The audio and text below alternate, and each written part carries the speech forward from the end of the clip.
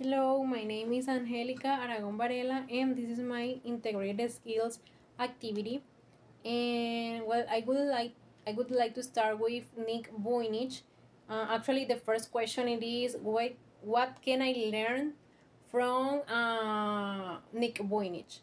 I think I can learn so many things from him. First of all, he's such a brave person.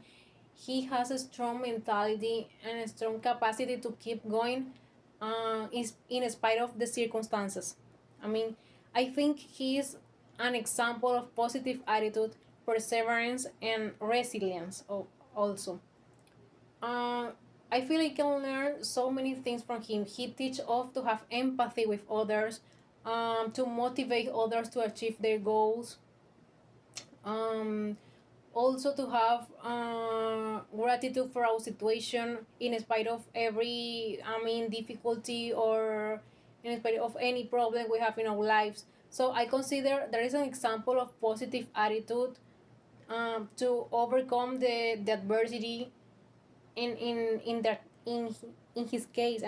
So I consider he is such an inspiration for all of us. Well, the second question it is, what do you think you would have done if you had been born without arms and legs? So I think, of course, that at the beginning of my life, it would be really frustrating and really hard to adapt to these physical limitations. It would be really hard to struggle with like the cruelty of the society nowadays is not easy to fight against that.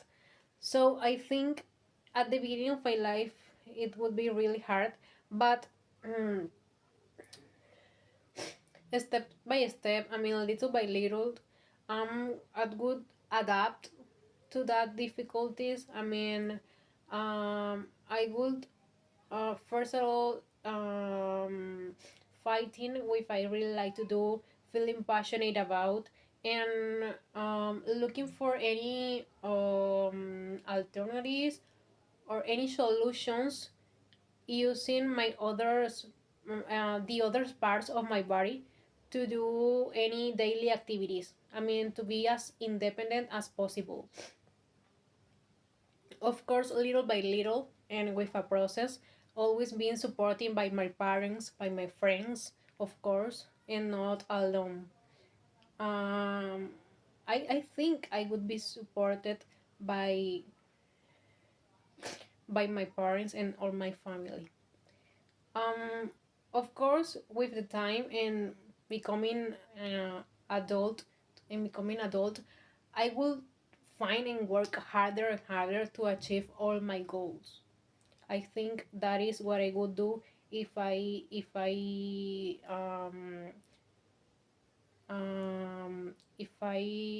hadn't my legs and my arms.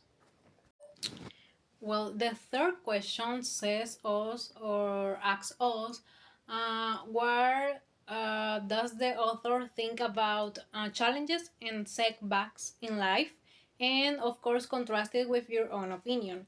Well, the author says that adversity is necessary for your growth. Basically, he says that he emphasized that adversity and difficult situations are really significant because they give you opportunities to grow in life and to rise to excellence. You learn from that and you discover, it helps you discover some strengths that you didn't know you have. So that's really important, really significant, and that's what he thinks. Well, in contrast with my own opinion, I think that I'm agree with that. Actually, I'm agree with the opinion that we have to adapt, and of course, difficult problems in life or difficult moments make us react quickly and adapt, and of course, make us stronger and learn some strengths that we didn't know we had. I'm agree with that.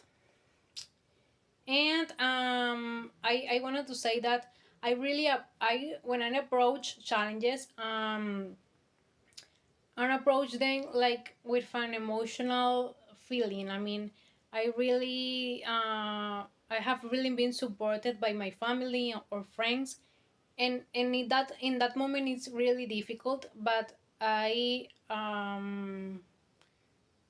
in most of the cases I adapt to them. Well, the next question says that what do you think resilience is, and give the three tips the author gives on the text on about how to build resilience up. So resilience, I think, is the ability to bounce back from difficult situations. I mean, I think it's the that belief that says that no matter how things can get, no matter how problems be, you always are looking for a way to moving forward. I'm sorry. I mean, to find solution, to be stronger, to keep going. I mean, that's, I think that is the definition of resilience. Well, and now I'm going to explain like the three tips the author gives to build your resilience. The first one is growth mindset. What does he mean? He wants to say that don't don't see like challenges as walls blocking your path, like blocking your goal. Not like that. Instead of that, looking as an opportunity to grow, like they are stepping stones in order you can grow to achieve an excellence. Yeah, to achieve an excellence and to develop some new strengths. That is the how the author thinks. And the second one is to self-talk. Self-talk, the author is really important because what you says to yourself matters. I mean, he means you have to think in a positive way, not letting negative thoughts enter to your mind. For example, instead of said, I'm not good enough for that, or I'm not doing well, instead of that said, I'm not good enough for that, but I'm working on that. I'm doing my job, and I'm right now not good enough for that, but I will be soon. That's like the mentality we have to develop. Well, moving to the third tip and the author give us is that we have to be prepared. We have to be ready for any upcoming challenge that we know is going to happen. I mean, what is that? Because if we plan, if we have ready like steps of what I have to do, I have the control and I'm not be nervous. It gives me confidence in my work. Well, the next question is if I consider myself a resilient person. And the answer is yes, I consider myself a resilient person. I have faced challenges with determination. Actually, most of the time it was for my previous job, and that kind of challenges make me stronger in life. And I mean, I learned also so many things about that with that experiences. And yeah, I consider also myself a resilient person because I have never given up. I mean, I was always, after of course crying, after thinking that's enough, I can't continue, after think even to give up, I have never given up, and that's a reason why I'm so proud of me. Well, and the last question it is, think of 5 situations that you regret, I'm sorry, about your past, or that you would have had a different result if you had act differently. So well, first I think I regret about one time that I failed my math exam to be texting with some friends. Well, if I had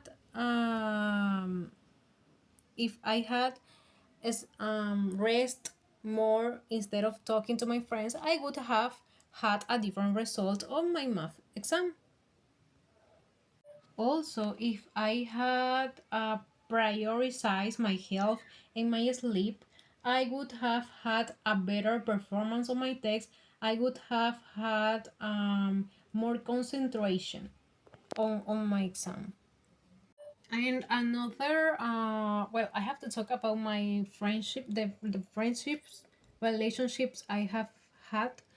Well, if I had received all the advices that my mom gave me, I would have had better friendship relationships. I wouldn't have had the friends I had, and also if I had chosen better friends, I would have I would have had meaningful and supportive relationships. So this has been all my integrated skills activity. Thank you so much for listening to me.